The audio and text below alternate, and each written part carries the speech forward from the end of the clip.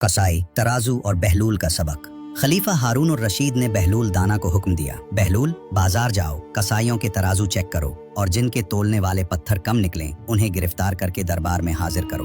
बहलूल बाजार गए, सबसे पहले एक कसाई के पास पहुंचे। उसका तोलने वाला पत्थर कम निकला। बहलूल ने नरमी से पूछा, भाई कैसे गुजर रहे हैं हालात? कसाई ने गहरी आह भरी और बोला, बहुत बुरे दिन हैं। दिल करता है कि ये गोश्त काटने वाली छुरी अपने सीने में घुसा दूं और हमेशा के लिए सो जाऊं। बहलूल आगे बढ़े और दूसरे कसाई के पास गए। उसका पत्थर भी कम निकला। बहलूल ने पूछा, तुम्हारे घर के हालात कैसे हैं? कसाई ने थके हुए लहजे में कहा, काश अल्लाह ने मुझे पैदा ही न किया होता, बहुत जिल्लत की जिंदगी गुजार रहा हूँ। फिर बहलूल तीसरे कसाई के पास पहुँचे। उसका तोलने वाला पत्थर दुरुस्त निकला। बहलूल ने मुस्कुराकर पूछा, जिंदगी कैसी गुजर रही है? कसाई ने खुशी से जवाब दिया, अल्लाह ताला का लाख लाख शुक्र है, बहुत खुश हूँ। अल्लाह ने बहुत करम किया है, औलाद नेक है, रिज्क हलाल है और जिंदगी सुकून से गुजर रही है। बहलूल वापस दरबार आए। हारून और रशीद ने पूछा, क्या पेशरफ्त हुई बहलूल? बहलूल ने कहा, बादशाह सलामत, मैंने कई कसाईयों के तराजू चेक किए, कई के पत्थर कम निकले। हारून और रशीद ने गुस्से से पूछा, फिर उन्हें गिरफ्तार क्यों नहीं किया? बहलूल ने अदब से जवाब दिया, जिनके पत्थर कम थे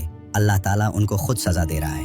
उनकी दुनिया तंग कर दी गई है, उनके चेहरों पर मायूसी, घरों में गुर्बत और दिलों में बेसुकूनी है। बादशाह सलामत, ऐसे लोगों को सजा देने की कोई जरूरत नहीं, क्योंकि वो पहले ही सजा भुगत रहे हैं। सबक, जब नीयत और तोल दोनों में कमी हो तो जिंदगी खुद सजा बन जाती है।